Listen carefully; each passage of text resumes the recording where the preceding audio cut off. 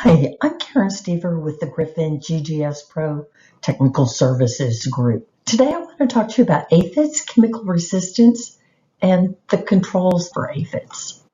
There are over 4,000 species of aphids. They come in a variety of colors and sizes, but typically they all have a relatively pear-shaped body. The cornicles are one of the identifying factors. Not every individual will have tailpipes, but in the colony you will find individuals with these tailpipes. The other thing is just that they tend to form colonies can help to identify them as aphids. Some are shiny, as we see at the bottom, and some are covered with this white wax that makes them look nice and fluffy. In 2007, Dan Gilreen at Cornell described this tobacco aphid that was resistant to just about everything. We didn't see them for a number of years, and then again they popped up in 2019 among our Griffin customers. They were reporting them to us. Those aphids, the tobacco aphids, were resistant to Altus, Aria, Endeavor, Safari, and TriStar, some of our best aphid controls. And we ended up using what Dan had found years earlier, that acephate or orthene, to control them. It did also appear that the feeding blockers, Rycar and Vintegra, did still have activity on them. Then in 2023, the bottom really dropped out of the activity of mode of action 4A. We have a lot of customers growing hanging baskets that were using either a granular imidacloprid product or a drench imidacloprid product, Marathon or one of the other brands. Previously, in previous seasons, they have gotten excellent control of aphids with these mode of action 4A products, imidacloprid products specifically. In 2023, when they took the baskets down for sale, we had a good number of customers reporting that they got no control over the course those baskets had been hanging with the imidacloprid soil application products.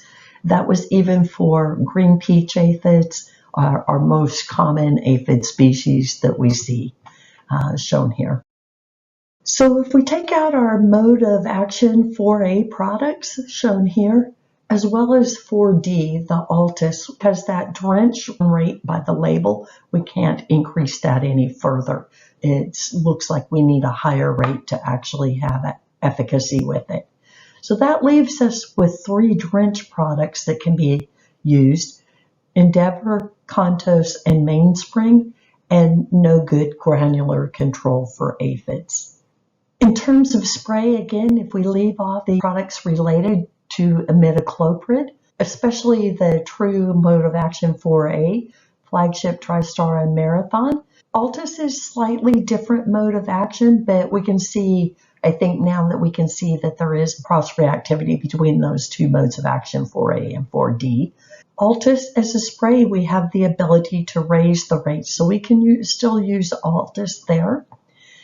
Flagship, again, we don't have tons of people using it, so we really don't know the status of it. If we take those products out, that leaves us with 6 modes of action to control aphids that we think are still working very well. On top of that, we have the biologicals. The fungal-based insecticides, Bioceres through Velifer listed here, as well as the bacterially derived products, Grandivo and Venerate.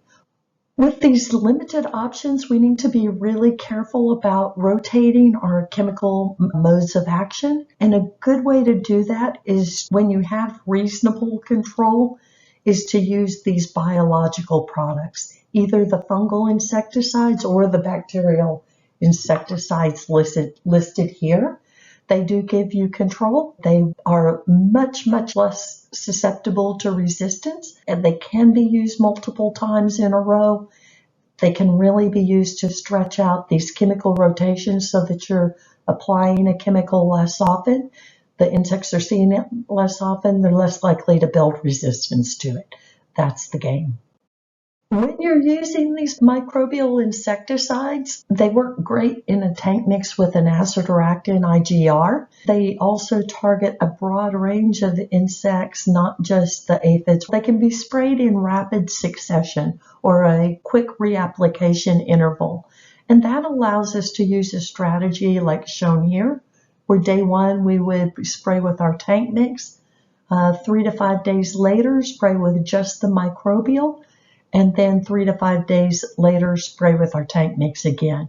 That allows us to use the azadirachtin without over-applying it because the label reapplication interval is every 7 days. You can do the same thing with Grandivo or Venerate, using the azadirachtin with the live biologicals, help prevent the aphid from molting, so giving those live fungi more time to enter the body of the aphid through its exoskeleton.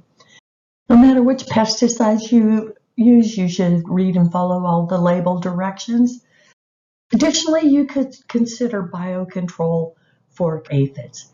Aphid control is relatively hard with the beneficial insects. If your measure of success is how much you've reduced your chemical sprays, you may be very happy with the results of using the Aphidius wasp and the lacewing larvae shown here.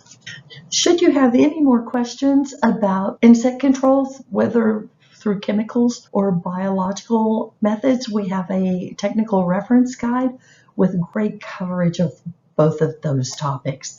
It's available through your Griffin sales rep or just give customer service a call. Thanks for watching. I appreciate your investment in time.